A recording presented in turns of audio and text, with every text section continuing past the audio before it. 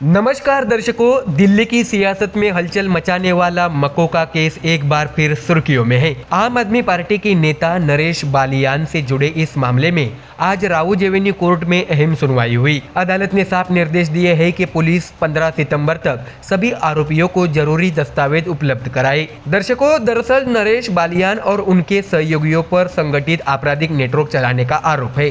Delhi police ने अदालत को बताया कि इस नेटवर्क के जरिए हथियारों की तस्करी, जबरन वसूली और कई गंभीर आपराधिक गतिविधियों को अंजाम दिया गया।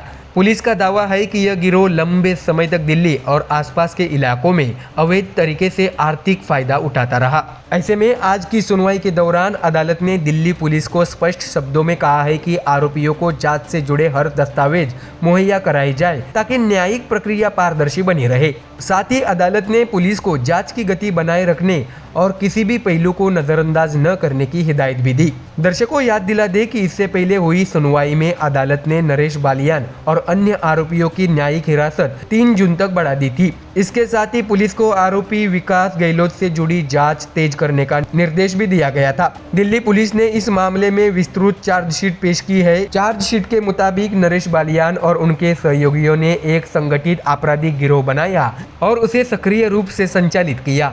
इस गिरोह पर जबरन वसूली, अवैध हथियारों की सप्लाई और आपराधिक गतिविधियों को संरक्षण देने जैसे आरोप लगाए गए हैं। पुलिस के मुताबिक इस नेटवर्क ने दिल्ली और एनसीआर में प्रभाव जमाकर अवैध आर्थिक लाभ उठाया। मकोका यानी महाराष्ट्र संगठित अपराध नियंत्रण अधिनियम का इस्तेमाल आमतौर पर बड़े और संगठित अपराधों को काबू में करने के लिए किया जाता है और इसी कानून के तहत यह मामला दर्ज हुआ है। तो दर्शकों, उधर नरेश बालियान ने इन आरोपों को पूरी तरह से खारिज कर दिया है। उनका कहना है कि यह मामला एक सुनियोजित राजनीतिक साजिश का हिस्सा है। बालियान का आरोप है कि विपक्षी ताकतें उनकी छवि को धूमिल करने की कोशिश कर रही है ताकि उन्हें राजनीतिक नुकसान पहुंचाया जा सके। उनका कहना है कि वह कानून पर भरोसा रखते हैं और सच जल्द ही सामने आएगा। तो वही दर्शकों, इस पूरे मामले में एक और अहम पहलू वह ऑडियो क्लिप है जिसमें कथित तौर पर नरेश बालियान की बातचीत कुख्यात गैंगस्टर कपिल सांगवान उर्फ नंदू के साथ सामने आई थी। दिल्ली पुलिस की आपराधिक शाखा का दावा है कि यह ऑडियो रिकॉर्डिंग इस नेटवर्क की सक्रियता का ठोस प्रमाण है। इसी ऑडियो को आधार बनाकर नरेश बालियान को गिरफ्तार किया गया था। ऐसे में कानूनी जानकारों का मानना है कि 15 सितंबर की तारीख बेहद अहम होगी।